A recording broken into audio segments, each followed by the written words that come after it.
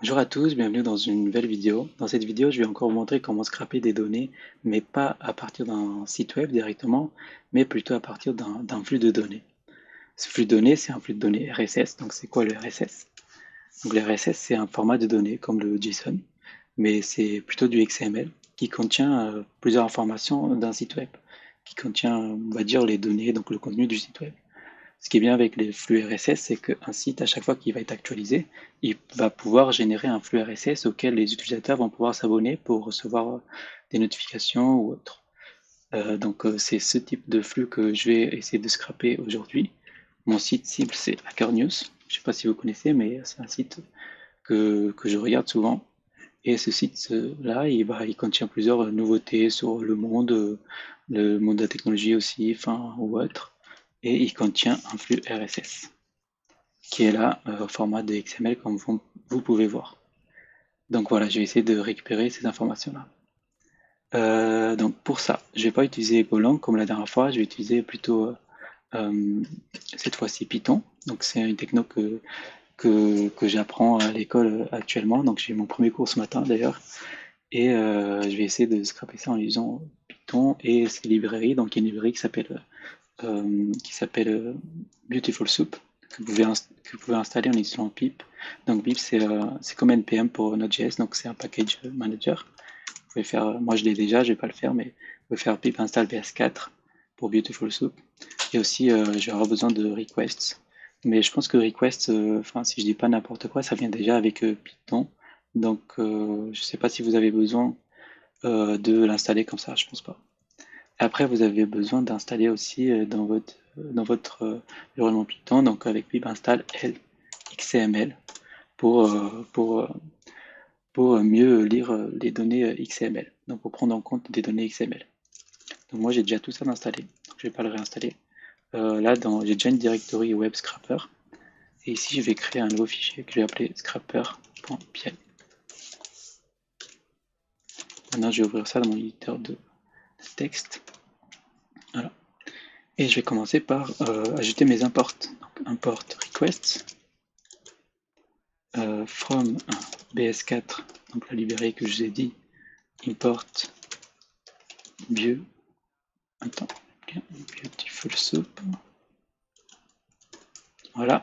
Et maintenant, je vais récupérer l'URL de mon flux RSS, qui est celui-là.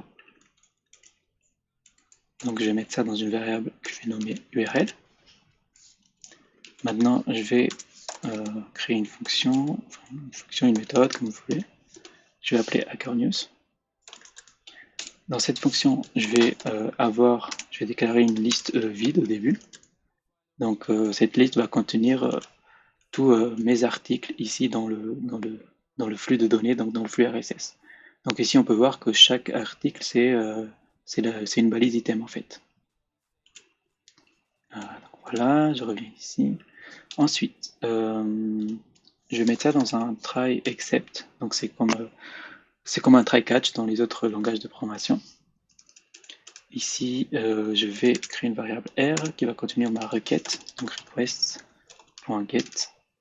C'est à ça que ça sert le package request, comme le dit le nom, c'est pour faire des requêtes. Donc voilà, donc là je fais une requête get à mon URL.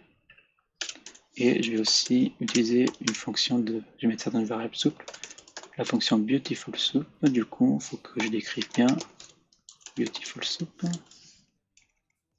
vais juste regarder si il est à false. Bon, ouais, c'est bon. Mon linter, mon Python linter qui est un peu chiant. Ici, je vais passer en paramètre le contenu de ma variable R, donc le contenu qui provient de request.getURL, donc mon R content, et aussi le format de données, donc je vais mettre features XML. Donc voilà. Et maintenant, on va analyser un peu. Ah, je vais aussi gérer l'exception. Donc là, accept exception as print erreur avec l'exception. Voilà. Donc là, on va analyser un peu. Donc, on a dit que chaque article qu'on veut, donc ça c'est un article, une balise item, et on va essayer de récupérer par exemple le title et le link. Donc là, on peut mettre déjà dans une variable, on peut déjà récupérer toute notre balise item. On va faire ça, on va récupérer tous les balises items. Donc plutôt ici, on va créer une variable article qui contenir soup.findAll et là la balise item. Donc une fois qu'on a cette, pardon, j'arrête pas de faire ça. Hop, voilà. Une fois qu'on a tous nos articles, donc tous nos balises items, on va boucler pour récupérer la balise title et la balise link. Dans cette balise title et link, ce qu'on veut, c'est le texte à l'intérieur. Et pour ça, Beautiful Soup contient une propriété texte qui nous permet de récupérer le contenu d'une balise. Donc là, on peut boucler du coup. Donc for a in articles.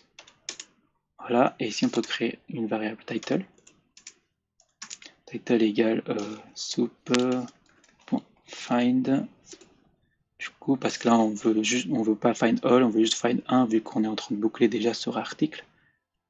Donc voilà, find du coup title, point, la propriété texte. Et pareil pour link. Donc link égale soup.find link.text. Maintenant, à partir de ça, on va créer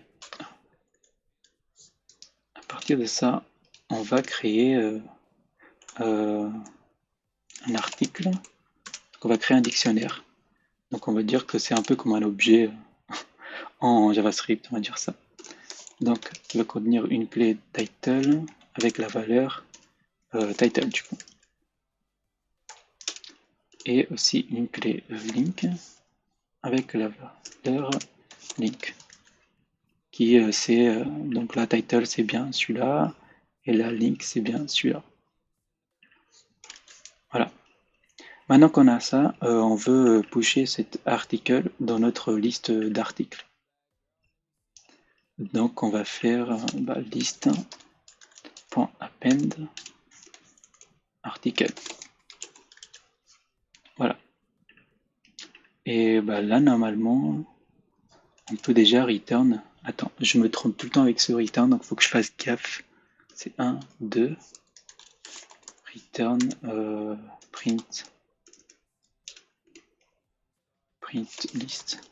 Parce qu'en fait, Python, il fait très attention à la indentation. J'arrive jamais à le dire en français.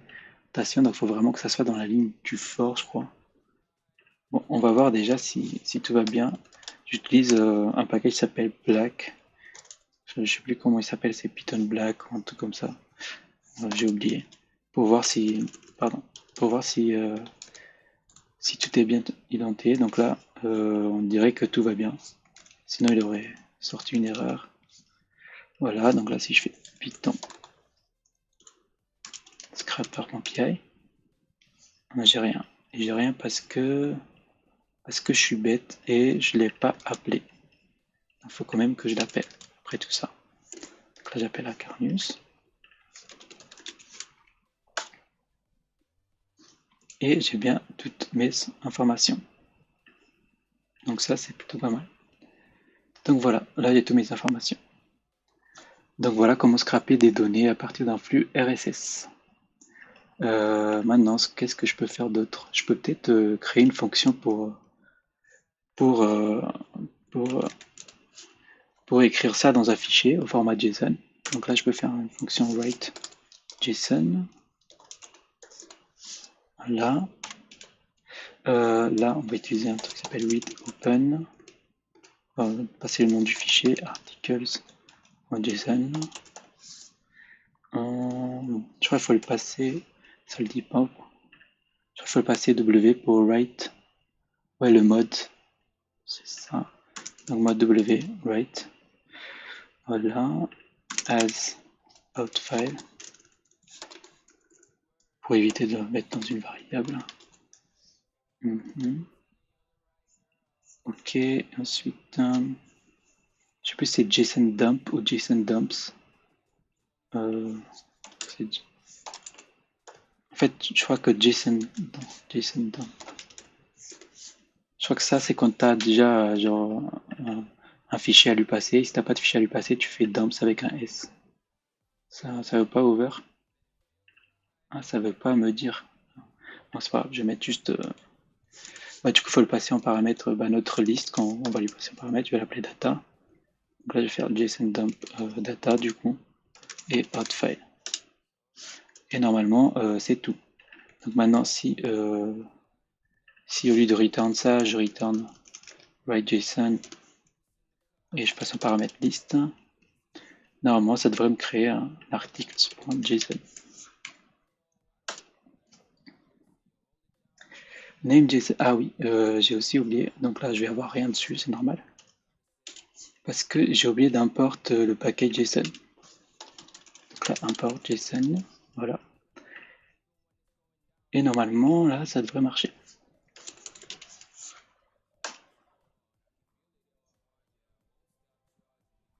Yes, okay, j'ai eu peur. Et voilà, donc là, j'ai tous mes articles au format JSON dans un fichier. Donc voilà, je vous ai montré comment scraper des données à partir d'un flux RSS. J'espère que ça vous a plu et je vous dis à bientôt.